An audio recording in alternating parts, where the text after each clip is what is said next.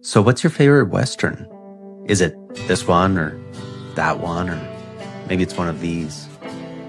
Is it a revisionist Western or anti-Western or a 70s acid Western, or maybe it's just an all-time classic? Whether your favorite Western film is in black and white, vibrant Technicolor, a spaghetti Western, a neo-Western, a silent film, or maybe really only Western in spirit, chances are it's on this list of the top 100 Westerns already. But what if it's not? What if your favorite Western of all time has been forgotten? How do you get that Western on the list? It's an off-the-list bonus episode of Horses on Film.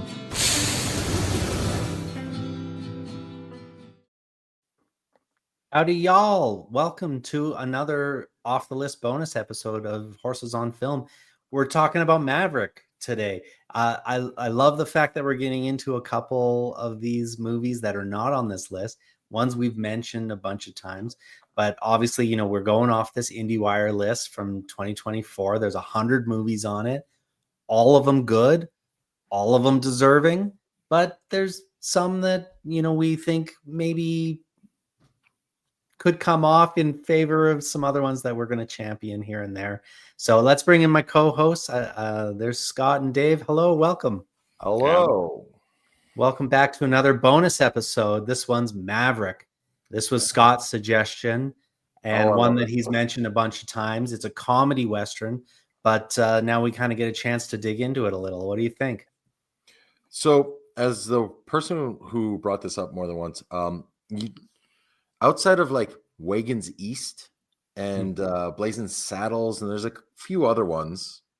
Three Amigos. We're going to get Three Amigos, I'm sure. Yeah. Yep. There's not a lot of comedy Westerns compared. And then this one is like, I never hear anyone talk about it. It came up when we were talking about Graham Greene, who is amazing in this, and we'll get to that, I'm sure. But for the star power behind this film, for the Richard Donner, like everything about this film feels like it should have been. But when it came out, I don't remember it being big when it came out, but I was fairly young. It was very popular. Very popular. It did big box office numbers. Whatever happened to the head guy? I can't remember his name. Mel Gibson. Mel Gibson, is that it? Well, I'll say when this came out, he was a pretty big star. Huge. Pretty bankable, pretty big star. Yeah. Those days are maybe behind him. Yeah, the evidence hadn't come out yet. So let's leave that at Jamie lost his marbles and pretend none of the last 20 years have happened. I think South Park has done the best of the Mel Gibson stuff. So it's one of those things, you know, there's such a small handful of people on this planet that we choose to celebrate, and we create them as celebrities. That doesn't make them perfect people. No. And in most cases, it's quite the opposite. So a lot of demons, and you know, people complain about like cancel culture or whatever. We're not, you know, no one said he can't make a living. Yeah. It's a whole other conversation. But we're having this conversation. If we wanted to cancel him, we wouldn't be doing this episode. Right, exactly, and that's just it. Is that, you know, we can choose who we want to celebrate, and we don't have to focus too much on those we don't. And I think we're celebrating the film, not the man at this point too. 100%. And so many hands go into making this film a good film, you know? Yeah. No, and but, it's a fantastic film. Again, if you haven't watched it, go watch it. Pause it here, come back, and you'll understand what we got to say. Yeah, absolutely. Maverick, let's start the feature presentation. Get right into it. Yeah. We'll put this up and hit the mute music. In their hands, a deck of cards was the only thing more dangerous than a gun. Rhett Maverick is a gambler who would rather con someone than fight them, and needs an additional $3,000 in order to enter a winner-takes-all poker game beginning in a few days. He joins forces with a woman with a marvelous southern accent, and the two try to enter the game.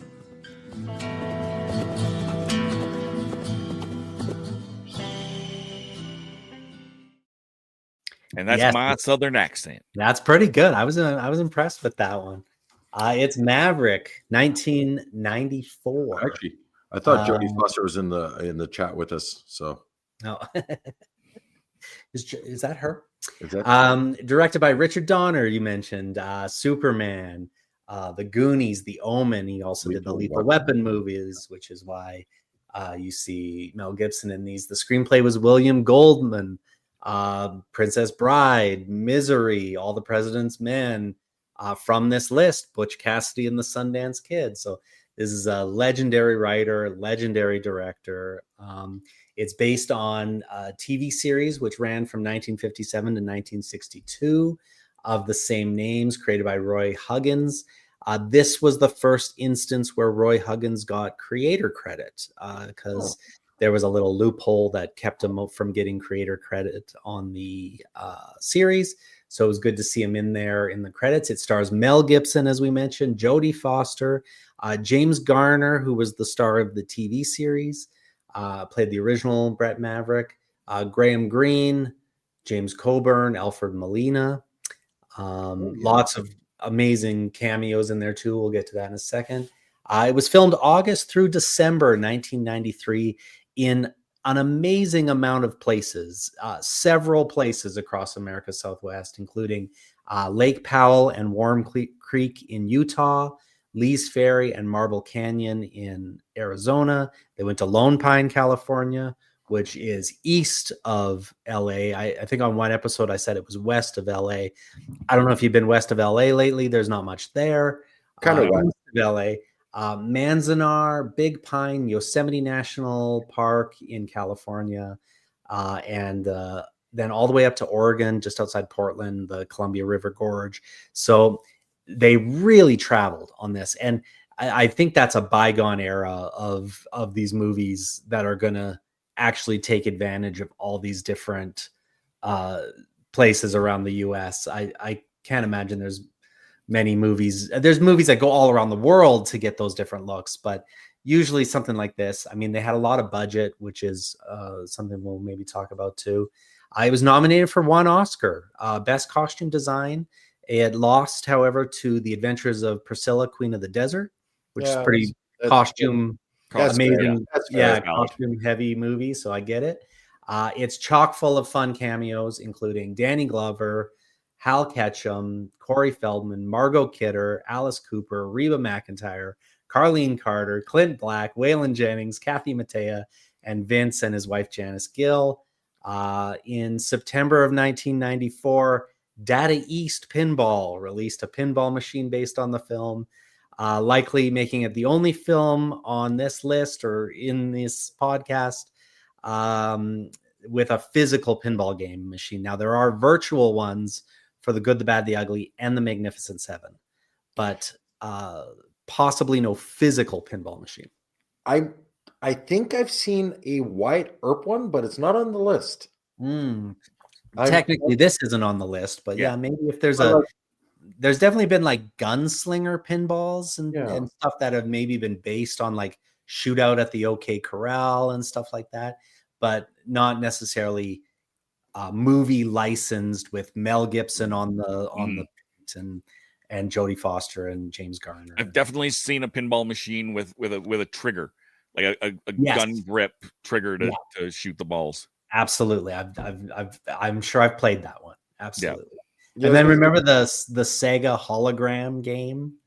It was a really early hologram technology that Sega put out in the arcade, and it was a cowboy themed game too. I just remember the little floating hologrammy cowboy guy. I wonder how that holds up now. I haven't seen it in a long time. Yeah, I don't know. There's always been like cowboy pinball stuff, but this was actual Maverick Data East pinball, which is pretty incredible. It goes to show how popular this movie was. But Scott, you suggested this movie. What is kind of the driving force? So, for whatever reason, I remember my parents getting like renting it and watching it, but I like that it's very different than I think the rest of the list. I can see why it's not on the list. I think that's a travesty, to be honest, because it's fun. Fun is the word. The fun is the word, and you can tell by all the cameos that everyone's having fun. It feels like it's skewering the genre, but at the same time, also celebrating the genre. Like that makes sense. It's enjoying being there. Yeah, for sure. Like, and it's like, and I feel like the set, as long as the personalities all got along, that I don't know anything about that, but I could see there maybe being like Jodie Foster seems like someone who would probably, especially now that she's moved more into the directorial roles, probably be a really good time on set. Mel Gibson, probably, because because pretty much I believe the beginning and the end of Mel Gibson is probably Braveheart, but like where it's like Kevin Costner's Dance with Wolves is kind of the beginning of the end of that one too.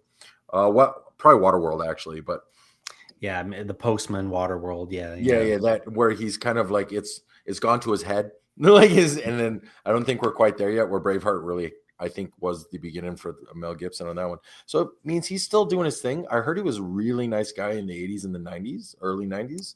Yeah, so, I think affable and fun. And, I watched the making of behind the scenes. There's kind of two different, there's like an official HBO one and then another one. And they are like the making ofs. I mean, this is back in the day where they really did do like a branded making of, and it's downright silly. Like it is there. Everyone is having so much fun, and it's very, very written, and they're making fun of what the other people said, even in their individual interviews, and they do a fake screen test for James Garner to see if he's good enough to play a role in the movie, and like they really ham it up, and it's hammy, and you can really tell that Richard Donner's having fun, the crew is having fun. It very much felt like it had an improv-y kind of prank filled, and even like there's scenes where they like James Garner drops his gun and they just keep going, and they just, they really, like, fun is the word. They had fun making it. It's a fun movie. They put in a Taco Bell joke. They put in all kinds of stuff that are just like fun and 90s, and they definitely didn't take anything too seriously. No. And the poker scene seems fun. I love the like the Mississippi Queen going down as this poker turns going on. Yeah, the Lauren Bell, which is Lauren Richard Bell, Donner's wife. Yeah. Oh, I didn't realize that. That's cool. Yeah, he named it after his wife. See, you learn things on these things. The more you know. Like, no, and it's like, I legitimately think that fun behind the scenes is on film as well. Like, you can tell it's just coming together, and like nowadays I feel sometimes the movies get a little sanitized is the way to put it, where it's like it's an industry and less about the film. But this one felt kind of like, because the 90s, like you said, it was such a weird time, and that you could do stuff like this where not everyone's commanding massive salaries, so the budget isn't just insane. You talked about all the places they shot. Nowadays it would be in green screen, and the whole thing would be in a void, and like it's such a different kind of film. And Dave, you watched it. What do you chime in here? I think in my notes I said this is probably one of the most accessible westerns ever. It's got charm, it's got comedy, it's got action, it's got Danny Glover. I love it. Keep in mind, Donner had come off of 3 Lethal Weapon movies in 5 years right before this. Oh, it was such a relevant joke. Exactly. Like, it was so relevant at the time. And the music tells you what it is if you didn't get it. Yeah. Yeah. And just, if you're an old school Western fan, there was so many cameos in there. The ones you list are just like the major stars, although Alice Cooper got cut. Alice Cooper's not actually in there. Right. But there was so many, and there was such a history behind Maverick. It's not just one show. It was a franchise. There was multiple TV series of it that moved forward with the timeline of these characters and their brothers and cousins and sons. Yeah, the sons of Maverick and sons. Like it almost to excess was this franchise. So to bring James Garner back for this, Mm-hmm. and he said, "No, I'm playing basically the same character." Mm-hmm. Like, is he playing And the then the original twist, Brett Maverick? the twist of the fact that he's his father is Spoiler. is perfect. Yeah. It's perfect. Exactly. The son of Maverick. Yeah. So it's such a Or fascinating show. when they're in the tubs and they're just like, you're like, it's so, and she Yep. comes and like, it's the chemistry between Jodie Foster and Mel Gibson and James Garner and like the whole thing, like it just Surprisingly good. Didn't Considering who they are in real life. They really are friends, I think, because when she came back to do The Beaver, she cast Mel Gibson, and that wasn't that long ago, and that I think they really became friends, like really, really good friends on this, and you can see it in the behind the scenes stuff for sure. Yeah. Yeah. And it's a movie where like the first joke hits, you laugh, and then that smile stays for the entire runtime. Like it's there's that little bit of a it starts out a little gritty spaghetti western where he's hanging and the horse. We've talked about before. I always feel so bad for the horse in that situation. always the horse. Yeah, like, oh my god, this poor horse has to be privy. You're like responsible for this thing. But anyway, then it immediately becomes fun. That first poker game where he promises to lose for the first hour. Yeah. And when he's popping his gun out and that was what I was going to say, that they're like, oh, like this. It's like a spring. They're just having so much fun and he's it never cards takes itself too backwards. seriously. Yeah. Alfred Molina made such a great stock character Western bad guy. Yes. Yeah, he was great. Well, once he was done with the Indiana Jones, I guess this would be first, and then Indiana Jones, and then. Well, it's funny that you mentioned Indiana Jones, because I did have in my notes that one of the big action set pieces of this is the runaway stagecoach. Mm-hmm. That whole scene, that's old school stuntman stuff that you don't see as much now, and certainly they did some process vehicle stuff for the interior conversations and some of the climbing around the thing, but they really did, like, there was those big wide shots of the stuntman jumping from horse to horse, and it was a 6-up team. And I do remember that scene from when I was a kid. Like, I remember watching that scene and being pretty blown away by the speed of it and the anxiety and all that stuff. But going back and rewatching it now, I really felt like it was a response to the Indiana Jones. I mean, definitely the truck scene from Raiders where he's sliding underneath it and then climbing across the roof and all that.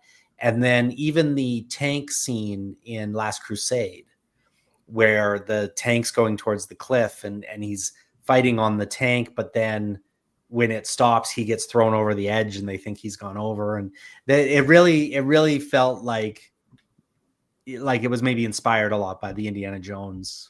Yeah. Oh, it's funny. Again, Alfred Molina was the guy who steals the idol from Indy in the first one, right? That's right. Yeah. That was that's why I was like, I think time-wise, I think Maverick goes first, but then Indiana Jones, and then not film-wise, but on historical accuracy. And then we get Dr. Octopus. like he shows up other places, but it's kind of like Alfred Molina is one of my favorite actors for sure. He shows up in these things and does great, and then there's great cameos all through, and music and that last poker game is just James Coburn shows up as the Commodore. Now the buy-in, the whole conceit of this movie is that he's got $22,000 and he needs $3,000 more to buy in to this championship of poker. But that to me felt like, if I were making this movie, I would have made that number 5,000 because $25,000 is like almost $1 million back then, today's money. So like the idea that they're going into a poker game where the buy-in is $1 million and the purse is like 18.5 million, like that seems insane. Yeah. But it's fun, and it's a fun thing that even Graham Greene was like, I've never even seen $22,000, Oh, that was But- such a good oh man. Well, like I'm wondering, you've been behind the cameras, maybe not the writing room per se, but I'm wondering if that number's more for the audience, not the historical accuracy. Yeah, that's what I'm wondering. And that's another way that this movie just didn't take itself too seriously. And they just thought, a $500,000 purse sounds amazing. Like it sounds like the type of thing that everybody sitting down in the theater would be excited about. And then they're probably thinking, oh, that was probably a lot of money back then. They're maybe not. Maybe also I didn't do the math to what it was in 94. I did it to what it is now.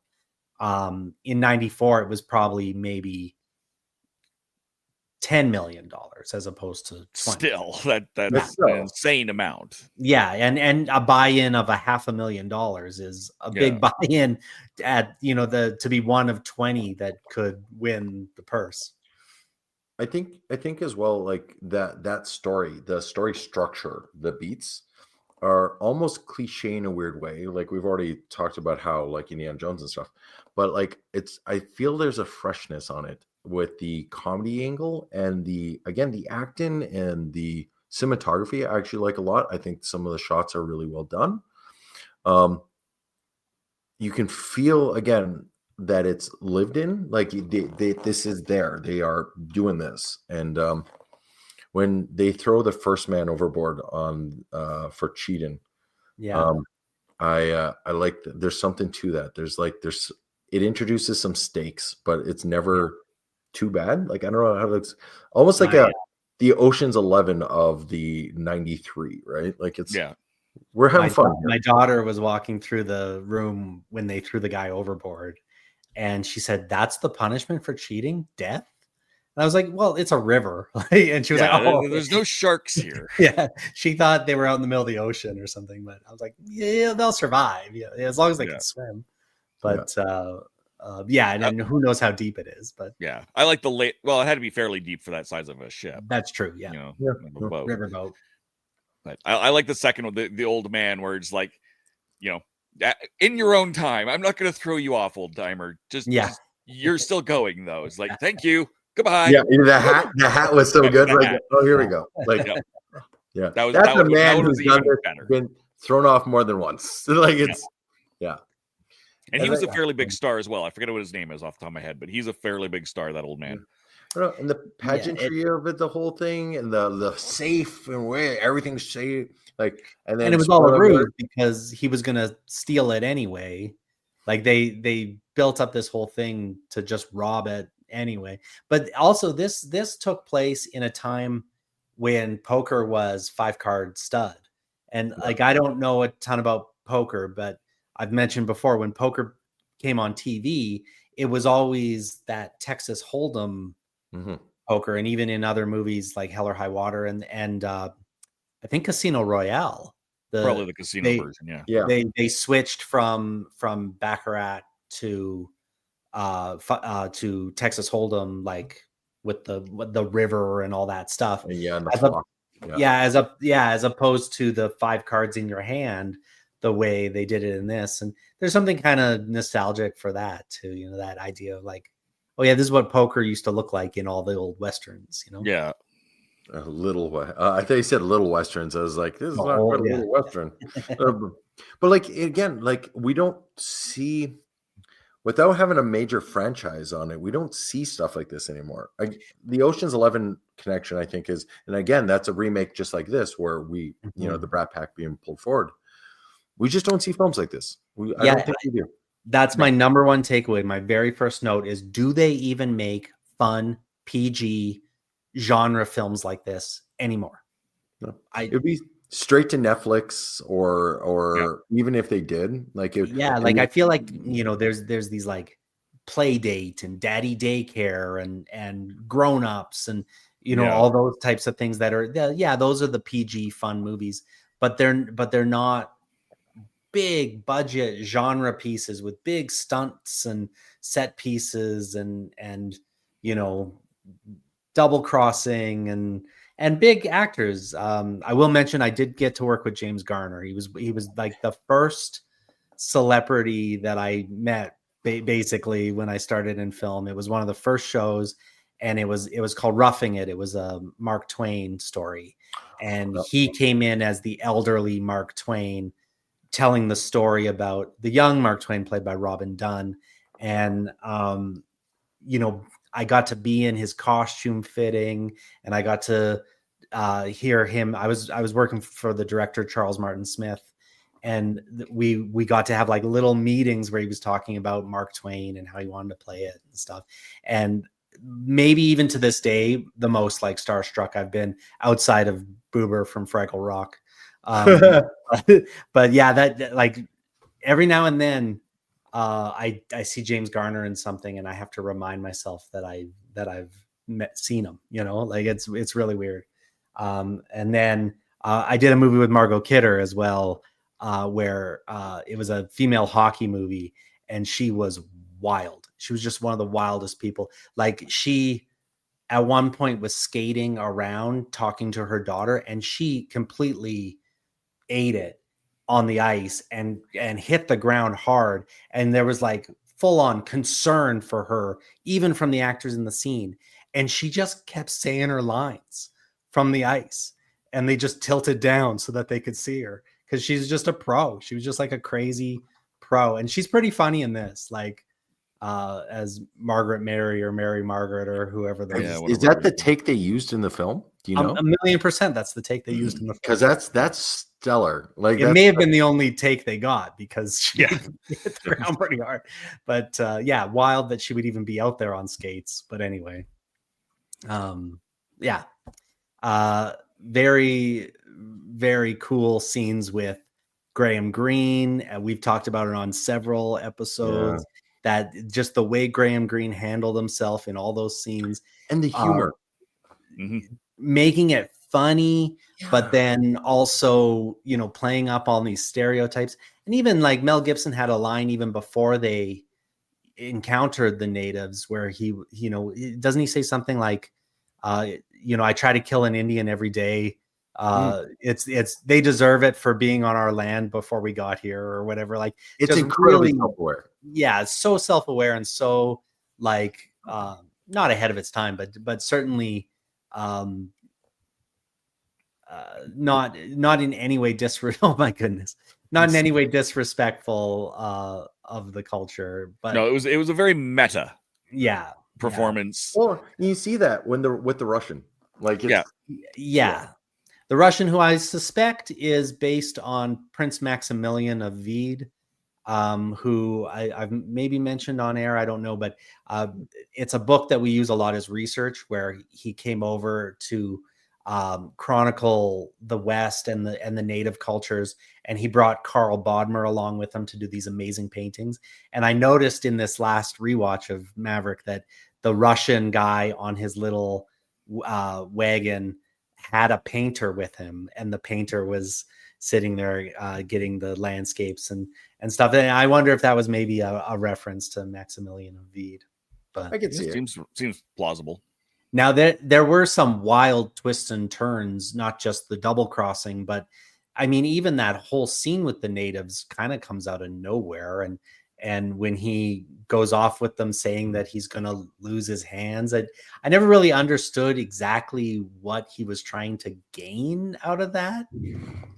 Space. He was just trying to get away from. He was trying to get away from her. Yeah, trying to get away from her. Okay, I thought he liked her.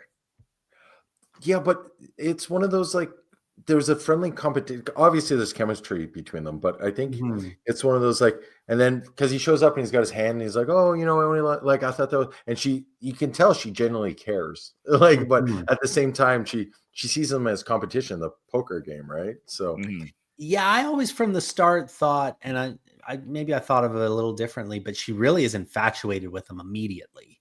Yeah. But I think she sees him as a mark.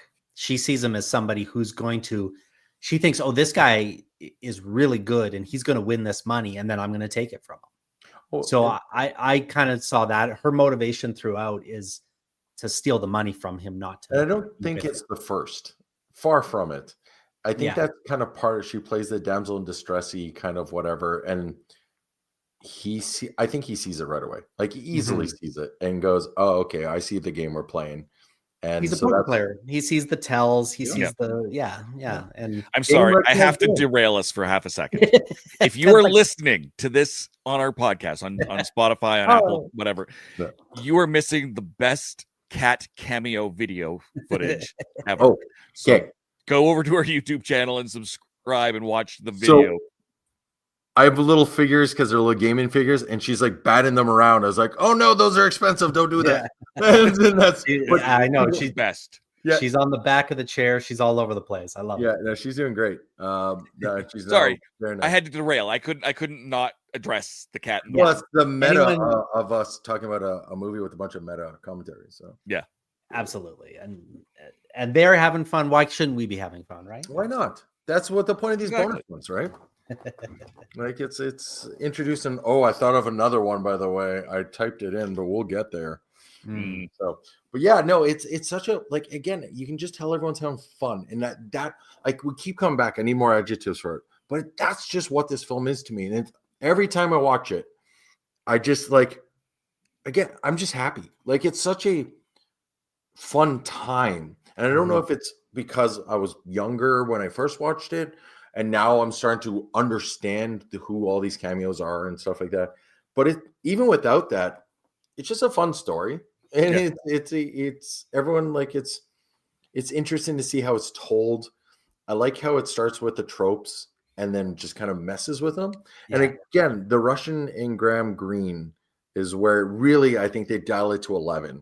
It was like, and then when he finds out how much money, he's like, "I thought you said this." And and it's just like, you get everyone's gaming everyone in this movie. And like, it's, well, he even says and the voiceover kind of comes in and out every now and then, but he even says, "I got to get out of here before Graham Greene's character, before he comes up with a way to get this money back from me," kind of thing. And it is interesting that, like, you kind of get the impression that Maverick is going around scamming everybody, but everywhere he goes, people owe him money. Like the bank owed him money, and Graham Greene owed him money. And then when he got the money from the women setting up the missionary, he felt guilty and gave it back to them, and all his little "my pappy used to say," and James Garner rolls his eyes, and it really just feels like maybe he's a little bit heart of gold. I don't know how he acquired his $22,000 to begin with. It probably from scamming people and winning at poker would be my guess. That he's been, I don't know if he scams people. I know he kind of does throughout the movie, but the fact that everyone owes him money makes me think like I think he came by it more honestly than most of them.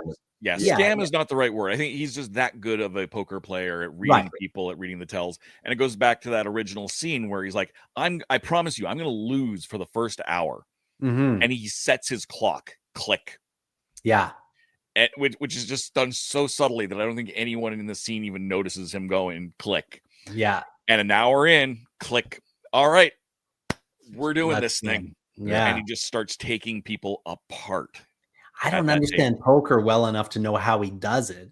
Because aren't you a little bit, I guess you're bluffing and stuff, right? But you're a little bit slave to what cards you have in your hand. Oh, for sure. Yeah. I mean, they're cutting back a giant game to a couple of hands. Yeah. But I mean, a lot of it is not just your bluffing. It's knowing when your opponent's bluffing. It's knowing their tells.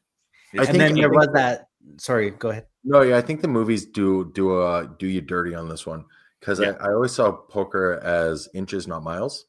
And but every time you see it in movies, it's like, I'm all in, and here we go. And like, it's not like that at all. So yeah. It's more little wins along the way. And I also like how when they did the big tournament, slowly people were getting eliminated, and then he was the one that eliminated Jodie Foster. But then Jodie Foster at the same time was like, I'm gonna get half your money anyway, so and how she's like, "Oh, I'm out. Oh, I'm out." Like that like she's shocked by it, but not in like I didn't see this coming kind of way, but I didn't expect it to be you. Like, where did she get her buy-in? I know he got her the last couple thousand out of the Russian. Yeah. But did she mention anywhere along the way that she had I would rest of that assume movie? it's the same way she's been trying the whole film, which is Right. she's the scammer. Yeah, Mhm. she's shady in the best possible way, and Yeah. she's so cute in this. Like, she's so cute, and she's kind of clumsy, and she's stumbling around. But is it an act? Is it not an act? And her accent comes and goes, and her backstories are a little weak. But she's so charming. She kind of gets away with all of it, right? Another thing as well that I like that back to the time of this movie is if it was fairly new, we would probably have the prequel of her character on Netflix. It would be a 6-part miniseries. And then we would have about like it would just this movie, like I would love to see more, but I really don't. Like I let it be. They do sort of set up a sequel because he says, "Why did you let her get away with the money?" And he thought, or he said, I thought it'd be fun to try to get it back. You know, like the getting it back is what I'm looking forward to, kind of thing. And it really sets up that this adventure is going to continue. But they didn't do a sequel, correct? No, not that I'm aware of. And it was a box office success, I assume, and it was very popular, and it had a pinball machine, but they never went back to the well. I don't know why they wouldn't have. They went back to the Lethal Weapon well instead. Yeah. Did they do a fourth? They did a fourth Lethal Weapon? There's 5 of them. There's 5 of them? Oh, man. Yeah. I thought there was only 3. Oh, no, they're working on there's that's 4. Indiana Jones. There's only 3. No, there's 5 Indiana Jones. But yes. And they get better and better. Oh, they got so good.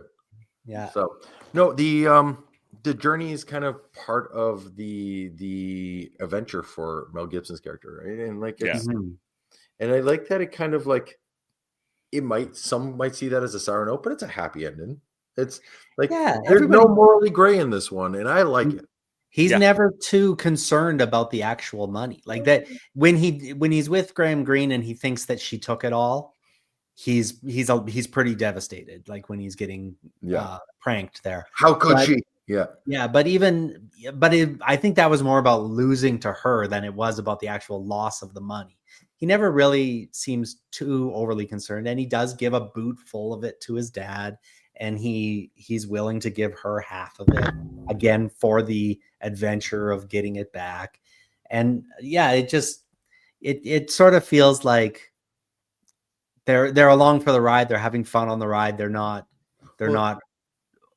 sweating. When she comes and steals the money, and he's like, "Oh, it's fine," and grabs the boot, and he's all doing his like, he's like, I've been at this rodeo before. I see how this goes. Right? Like, even to have the $100 bill pinned inside is and that comes from the original series. That's an original Maverick. Oh, I didn't know that. I didn't watch the original, so I'm actually learning as well that there was a series. To be honest, so it's and Richard Donner started doing TV westerns. He was doing like Rifleman and Have Gun Will Travel and stuff. So he was kind of going back to his roots in that sense.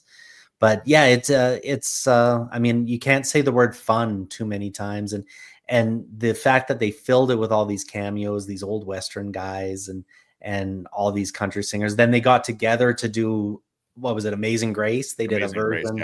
And this all-star, they flew to Nashville and got a studio and did this all-star cast, Amazing Grace. And I think there was a couple other songs on the soundtrack that like charted. There was 3 songs that charted, and the Amazing Grace was raising funds for a pediatric charity.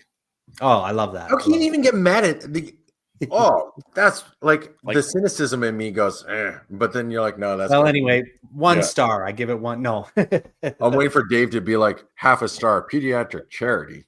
Yeah. No, it is. I think it's almost the end of an era of these fun genre PG-13 big budget things where I just don't see it anymore. And it's so great that it exists. I have a theory about film where I call it 5-15-25, where at some point in your life, your favorite films, your favorite music, your favorite TV is everything you saw when you were 5, when you were 15, when you were 25. And so like for me, that's, Back to the Future, Star Wars, Tron, all those things when I was 5. And then when I was 15, when I was 15, it was, Reservoir Dogs. This is, I was 14, 15 when this came out. And then of course 25 is kind of a big year for like music and movies too. But that idea that, you know, the people, you know, like we're kind of roughly the same age, you know, people that are like 10 years older, 10 years younger, and then you know, your parents and your kids. But everyone in that like 10 years older, 10 years younger was either 5, 15, or 25 when this came out. And so I feel like it is sort of baked into like these fun movies that you used to go see all the time. Two things. You can tell because the marketing campaign for Ocean's 11 was, hey, we're doing one of these old school movies like this again. Mm-hmm. And two, the first thing that came to mind when you said 25 was a big year for music was like, was it the day the music died? Like Big Bopper and like, I was like, don't let me in with you. No, not tragic. Not tragic. No, but yeah, like you know, generally people listen to the music that they listen to in high school. Oh yeah, I totally listen to my 50s. Yeah, generally I make a very conscious effort to try to absorb new music, but I really do go back to the music from like, you know, 2004 to 2007, and then high school. I'm a little weird in that there's this whole section of 90s music that I'm totally unaware of.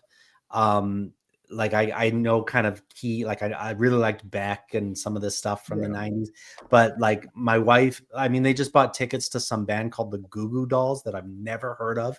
And like, I just don't understand. There's all this music that I have no frame of reference. Iris, everyone does. That song is everywhere. No idea. And then even like, I mean, you know, the song. I'm going to lose a lot of subscriptions here, but like, I couldn't tell you a Nirvana song. I couldn't tell you I know Beck, I know Pulp, I know a few things from the 90s.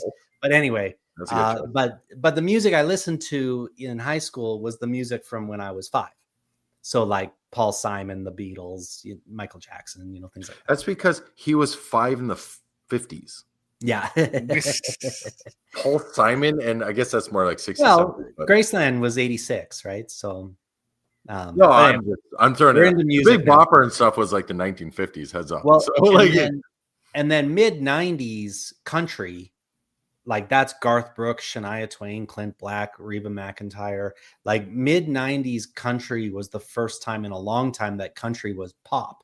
So to have all these, like Kathy Mattea was a big deal in the 90s, and like all these like these 90s country stars, like that a little akin to what's happening right now with country, where there's like this pop country movement, and guys like, you know, Morgan Wallen and stuff are, you know, at one point I think he had 4 of the top 10 songs in the nation. You know, like, you know, I don't know it. I know my daughter and all her friends are way into country music right now. They don't want to listen to my country music. No, certainly not. You know, they don't want John Denver and Waylon Jennings and Willie Nelson, but they definitely Taylor Swift. Yeah, they want Morgan Wallen and Riley Green and all. Hootie and the Blowfish.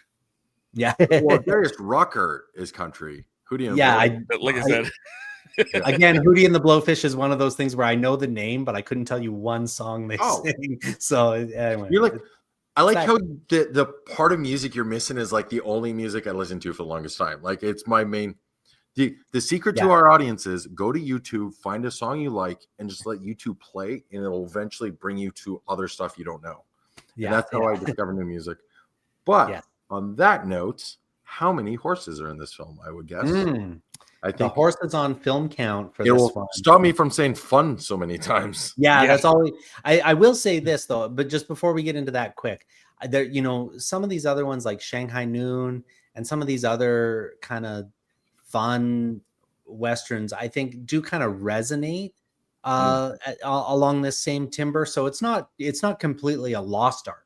I don't think that this is the end of fun movies. I think they've made fun westerns since then, but it just really, something about this just hits in that nostalgic kind of, when they really had a budget. They really, like, a studio got really behind this, which is really exciting. Do you know the budget? Is that in your research?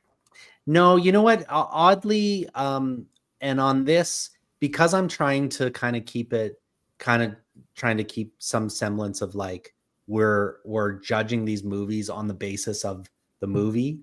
And because we have movies from 1903 right up to 2023, I've avoided budgets and box office success.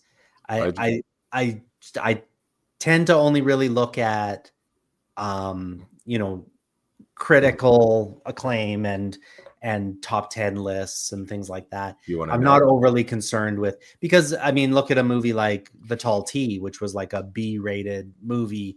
It was never going to be a box office success. It was never meant to be a box office success, but I think it can still stand shoulder to shoulder with like Red River and some of these other ones. Well, So, it's so just generally I do avoid it on this, but I am aware that this did well. no budget for the film. I looked it up while you were chatting there. Oh, good. See, this is what I do. I go long. So Yeah. It was 1 billion. No, 75 million. 75 million in the 90s. 90. Yeah, the 92, 93. Yep. That's massive. I think That's like massive. 300 million today. Yeah, that's a huge budget for something like this. I mean, other than it does have a built-in IP, it's not like it's not Star Wars, it's not a Marvel movie. That's a huge budget for something like this. Well, they just came out and said Andor's budget was just shy of 700 million for both seasons. Drink to that, by the way. I can't see you. That's for a lot of minutes, though. That's a lot of minutes on screen. It's a lot of minutes, but it gives you an idea. Okay. Anyway, we can get to horses on film count now. I interrupted with that. We've had our Star Wars reference. Yes, perfect. I'll start on this one. I think I'm gonna go lots of horses, and I'm basing that on almost nothing. Like, I really do feel like, they go to a few towns. There's some horses in the background. He's on a horse when he's being hanged. There's horses in the native village. It's a 6-up on the wagon train. I just think to give it a some horses is kind of doing an injustice. I know that in the town, in the one town that they filmed at in the desert there, the day they were filming, there was a massive rodeo. So all the cowboys, for the most part, anybody interested or involved in running the rodeo was at the rodeo. So most of the people you see riding horses around in the background were women dressed like men with fake mustaches, because there was just no men to film at the time. I think if you really got in there and counted, I think it's probably lots of horses. I don't know. What do you think, Scott? To go with, while you were talking, I was typing 75 million, 93 would be about 144 million today. That's big. That's a big budget. Almost double. Not small, yeah. Yeah, I would go high some horses. My math might be a little skewed. I think you're doing pretty good there, but to me, how prominent the horses are is also a big deal to me. And outside the stagecoach and the horse at the beginning in the hanging, it's more about the players, the riverboat, the circumstances. And so I'd say like high sum. Yeah, and a lot of the movie takes place in that final poker game, which was in a studio on a set, So, and also none of the horses had names. Like, he didn't have his trusty horse that he was riding the whole time. Like there was, actually the horse that was hanging him had a name. Yeah. Because he says it when he's like walking, he's like, he was pleading Ollie with it, or something. Yeah. But Ollie sounds right. Yeah. I don't remember what it was, but Dave, what do you think? I think a lot of horses. Yeah. For all of the same reasons that you gave, basically. And that was my thought even before you said it. That was the argument I was going to make. Yeah, they fill the frame. They fill the frame with horses when they can, and there are the scenes where they're tracking. Those tracking scenes were kind of funny. There's something about this movie that is a little bit episodic. They kind of took that idea of the TV series, and it's like, in this section he's a tracker. In this section he's at the native thing. In this section, I mean, if anything was really goofy, it was the him dressed as a native with the Russian guy hunting him. But then it does pay off later when he poses as the guy from Indian Affairs and rips off the Russian guy. But yeah, that was maybe a little bridge too far of, being shot at, and that was a pretty good risk that he took. Yeah. But anyway, but yeah, I think somewhere between some and lots. It's on the cusp of both of those. Yeah. I see it as like the half point where like if the other two are the 25, 20, like this would be like 50, 55%. Like it's low one, high other. Yeah. Mm-hmm. Yeah, it's right in that sweet spot there. There was not many outdoor scenes that did not have a horse somewhere in it. True. Yeah, that was your kind of Blazing Saddles rule. Yeah. But like, if they were outdoors, if they were in the town, they found a way to get a horse in the shot there. Yeah. And again, with a budget like that, and these types of movies that were made in the 90s, they would have made sure to have horses there whenever they could, and with the amount they traveled around the US to shoot, it was probably a big endeavor. I know in the making of, they do talk to the transportation captain and coordinator. Like it was almost a road show that they were on, because they were really getting around the US on this one. So There Will Be Blood had little to no horses, and we said it wasn't a Western. And so is a Western not about the spirit, but the horses? Well, spoiler alert, it's the title of the podcast. Oh, is it? Oh, where am I? Oh, and again, what is a Western? This isn't woodshop class. Yeah, and but then, like I said, like there's going to be Westerns with little to no horses, and Hell on Wheels. Not Hell on Wheels. Hell or High Water. Hell or High Water, which I think our count was seven total on screen, and all and 6 of them in one scene. It's a movie that could have easily existed without horses, and but it's Texas, so they squeeze it in. But yeah, okay. How about ratings? I gave it a strong 4. This is a movie I have watched multiple times. I would go out of my way to watch this again. Hey, we want to watch a Western. Hey, let's watch Maverick. Mm-hmm. I got a question for you, Dave. Okay. And maybe even Cameron. Would you choose this over Blazing Saddles? No. And that's the difference between that 4 and 4.5. Blazing Saddles, I love. Yeah. In fact, I might have considered giving this a 4.5 as well, if it wasn't for those admittedly culturally relevant country music songs that hit the charts. They were there for capitalism. I think without those songs, if they just kept it with score, I might actually have bumped it up to a 4.5. I think that those modern songs took us out of the authenticity of the rest of the film. The 90s dated it a little. Yeah, the 90s was such a time where you're trying to sell the musical score at the same time. That is something that has gone the way in film that gone away that I'm actually really okay with. Like it's I remember they used to put out like the music inspired by like the Godzilla 2000 soundtrack had this like amazing Ben Folds song on it. Oh, so good. And Deeper Underground by Jamiroquai, like it. Yeah, and I think another band that comes up every now and then, like Rage Against the Machine or something, was on there.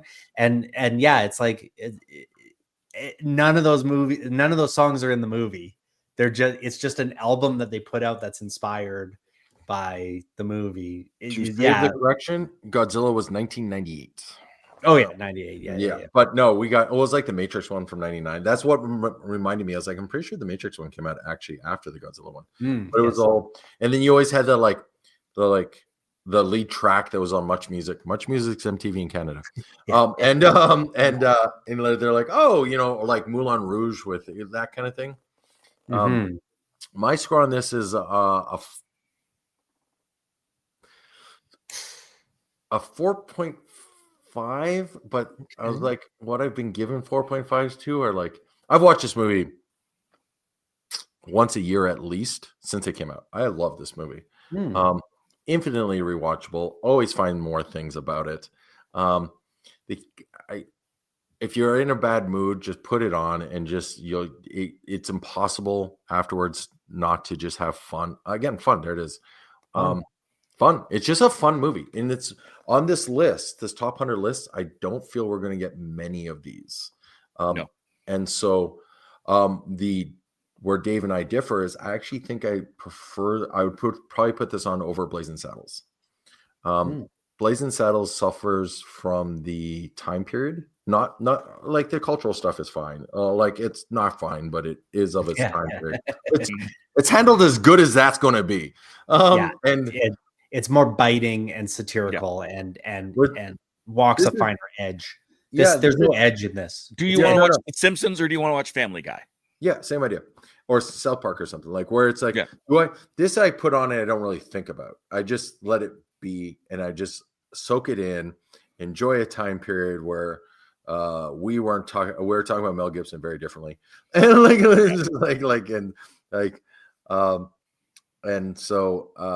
yeah, I give it a 4.5. I'd watch it again. I'd seek out, as Dave put it, I'd seek out to watch it again as well, because I do.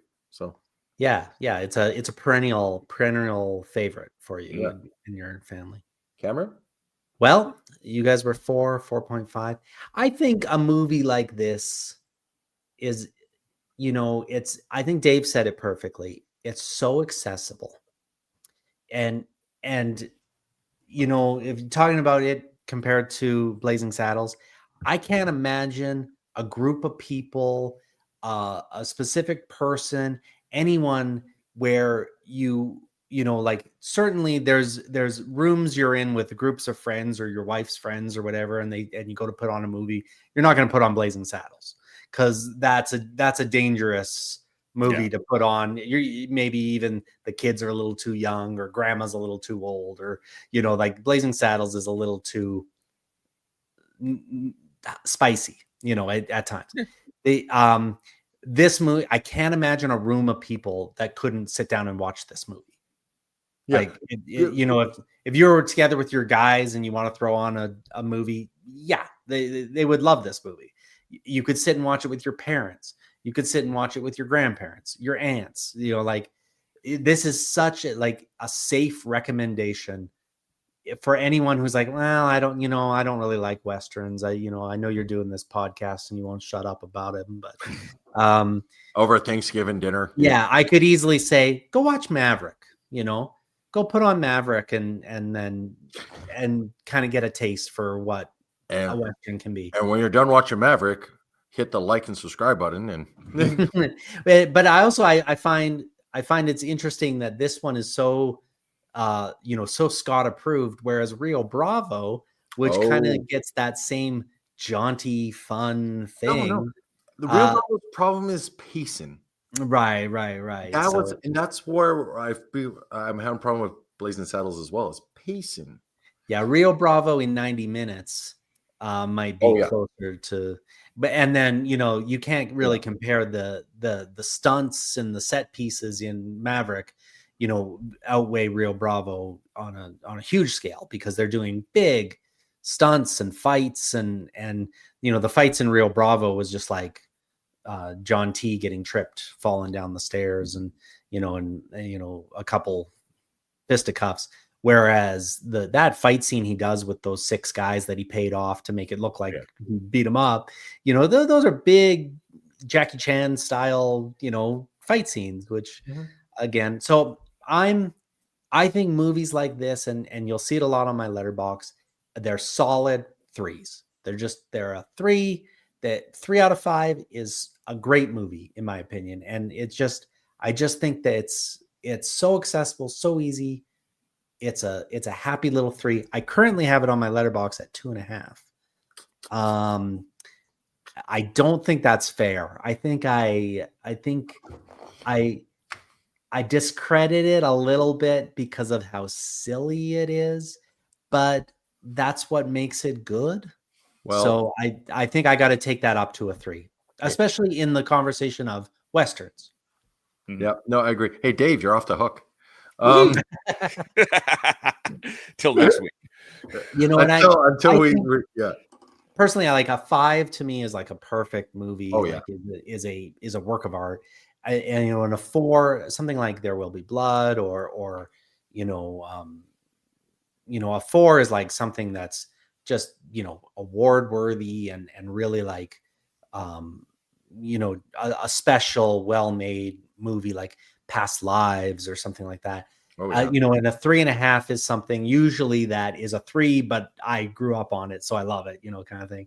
And then everything that I watch and I enjoy is a 3. It's a 3 sort of my standard. And I looked back at my first review on Letterboxd of this, and I just put literally fun.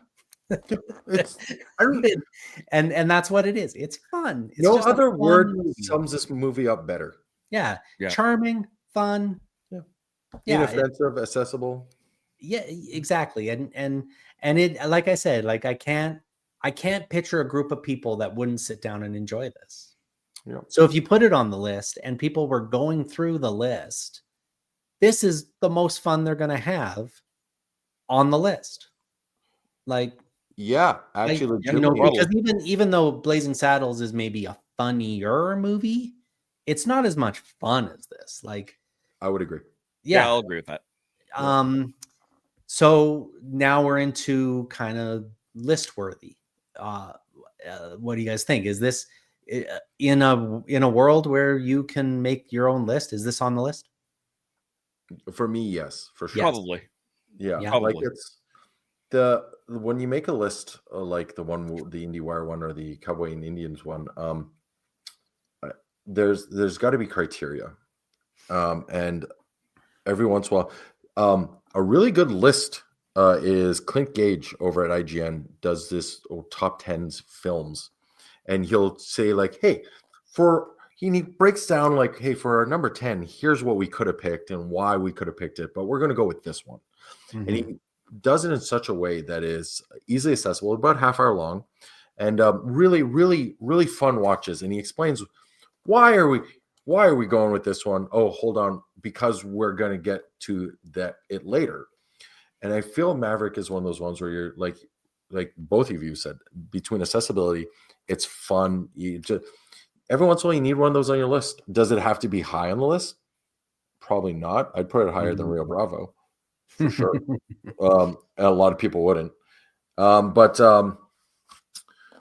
I think it's important to understand what these lists have a broader audience than just the critical acclaim or box office numbers or whatever. Mm-hmm. And I think that, again, I think this fills that niche really well.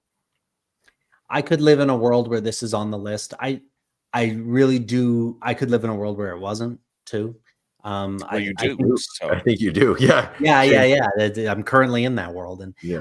When I saw the list and I went through it, it never even occurred to me. Actually, I kind of forgot that it existed. And it is sort of a forgotten movie. I wonder if it's fallen through a streaming hole or something. Good point. Yeah, maybe it's just if it was on Netflix, and which maybe it is, but if it was on Netflix and everyone who watched Ridiculous 6 or whatever got pushed this, and it got I wonder if it's the Mel Gibson-ishness of it, because he's not. Yeah, it actually kind of makes me want to go back and watch the Lethal Weapon movies, which I haven't seen since I was a child. I don't know that this movie would exist had Lethal Weapon not done what it did, how it did it. This is Lethal Weapon, just a Western, not a buddy cop movie. Yeah, in my mind's eye, I'm trying to even think like where Lethal Weapon sits in my lexicon, like in my mind's eye, and I feel like it's like a somewhere around like a Miami Vice, Magnum PI, Simon and Simon, those kinds of things, which were more TV, but I do remember like VHS renting Lethal Weapon. I remember him sitting on a toilet that's wired with a bomb. That's the beginning of the number 2. Yeah. Literally, I mean, to this day, like even in my mind, I'm like, have I seen Lethal Weapon? I check toilets for bombs every day. Like it's something in my Arachnophobia makes me check toilets for spiders. right. Exactly. You just do because you have anxiety from a movie from 1989 or whatever. Lethal Weapon, 88, I think, and then Something like like really? that, Okay, yeah. yeah. Stuff. But yeah, I feel like that's going to be my next move is like tracking down Lethal Weapon. I want to watch 1, 2, and 3 at least. tune in for our next podcast, Mel Gibson and What Went Wrong on Film. I didn't mention this also in the drinking game. I did work with Danny Glover too. We made a little Western called Hannah's Law, and he came in on that, and he was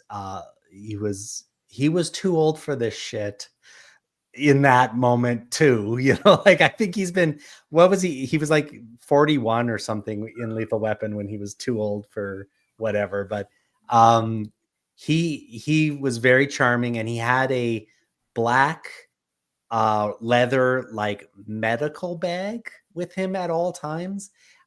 It was like a case, like an old West doctor, and he opened it up and he had every medication that Pfizer makes.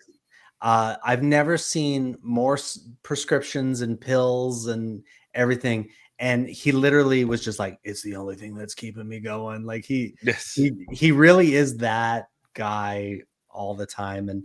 And some of his assistant was one of his daughters, and she was so sweet. And like, I really, really enjoy every time I see him pop up in something, I'm reminded of his little leather medical bag.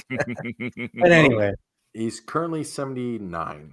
79. He's not even that old. No. Like he's roughly around the same age as, Working with Mel Gibson will age you is what we're finding out. Perhaps. I wonder, I think it was sort of like a big shocking moment when he pulled over for drunk driving or something and went on a rant which one?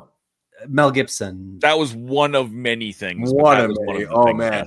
That's a whole nother hour. But anyway, you don't want any of that. No. And even like once he kind of got into like the Passion of the Christ era and all that, I think he was no longer the bankable. Passion of the Christ was who he always was, is what we found out. Interesting. That's when it started coming forward. Okay. Yeah. Well, anyway, we're all here to make movies and have fun. And he was a very fun leading man for a big chunk of this 80s, 90s era. And Jodie Foster and James Garner too. What a fun group they put together for this. Very fun. Yeah. Fun. It was fun. It was fun. A movie that's on the list that I could see coming off for this is maybe City Slickers. No, Rio Bravo. No? We already talked about it. Okay. I was just thinking of something in the vintage. And again, I haven't seen City Slickers since VHS, so I'll have to get back into it. And once we get to it, maybe I will see it and be like, oh my God, now I got to see Legend of Curly's Gold. And maybe it's so utterly fantastic that we can't deny it. But in my mind's eye, I don't remember it being that good. So I don't remember either, and I haven't watched it. So not to just but also near the bottom of the list to begin with. So and I was a big I think it's like 98 or something. It's pretty low to the bottom. But I was a big Billy Crystal fan. Like I really do enjoy Billy Crystal. You have it printed off? 98, yeah. And Bruno Kirby is in that, and a very, very young Jake Gyllenhaal and Jack Palance. Just playing one of the greatest cowboy roles ever. So maybe Jack Palance actually. So yeah. So we'll see. But that was the only one.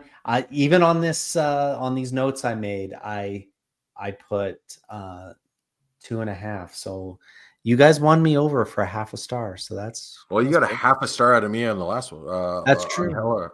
I got a full star. I got a full star out of that because you went from 3.5 to 4.5. No, I started at 4, went 4.5. I said I was wavering. I'm going to end on 4. Okay, I'll take it. Because I did a little hand gesture. That one I actually had a physical. For those people listening at home, I had put my fingers up. So. The cat put up 4 fingers, and yeah, four of her 9 lives.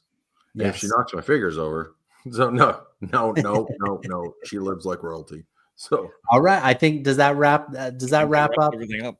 All right. Well, we'll see where Maverick falls, and I hope we get to do more of these bonus episodes. Dave, where in the world, where on the internet can we find you?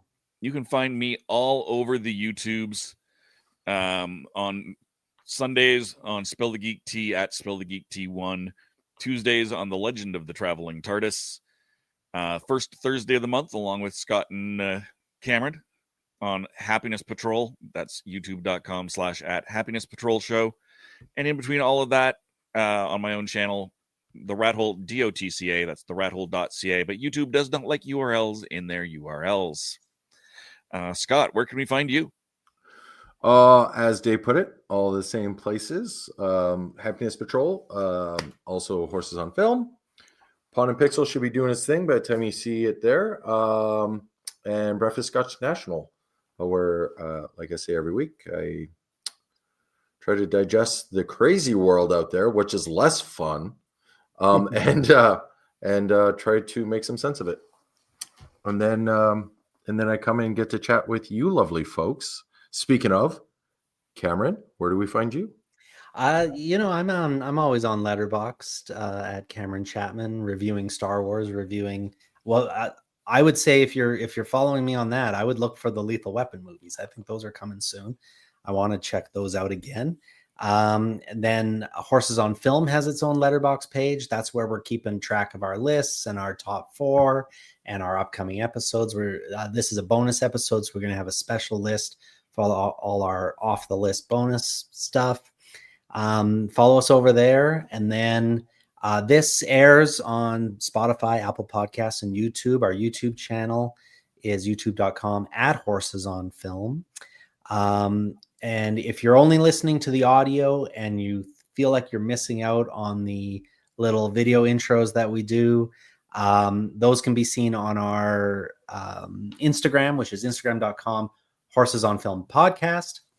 And yeah, jump on there. So every off Monday, I'll throw up the video for next week's episode. And that gives you, you really have 2 weeks between episodes to track down these movies. But that gives you at least a week if you want to watch along and get back into it. And you can email us at horsesonfilm@gmail.com anytime. You can comment on our Instagram or email us. Tell us what's your favorite Western. What's another one that we should do a bonus episode about? Because I feel like we're going to do a bunch of these. Try to really massage this list into something kind of exciting, and maybe there's going to be more of these fun movies, and like this, Three Amigos, Shanghai Noon. Some of these ones, maybe we fun up this list a little bit. I have one in mind that I've typed that I don't want to say because I'm not too sure what the reaction is going to be. All right. All right. Well, we'll stay tuned for that. But I've suggested one, and this one was Scott's suggestion. Dave, you'll have the next suggestion for a bonus episode, but we'll take them from comments. Anybody following us, let us know, and we'll see if we can hammer out another episode. But in the meantime, thank you very much. That's been this one. I want to thank Brett Alec Bailey for our beautiful theme song. I think we should roll it. It's not Amazing Grace. It's not an all-star cast of singers, although maybe Clint Black's on it somewhere if you listen carefully. I think it might be better if I'm being but it's a pretty good song. Honest. Yeah. It's a pretty good song, and we thank Brett for that very much. Who's a lovely human being too. He was on our Proposition episode, and I'm sure he'll be back on another one. So. Absolutely. But yeah, let's roll the music, and thank you so much, and we'll see you on the next episode.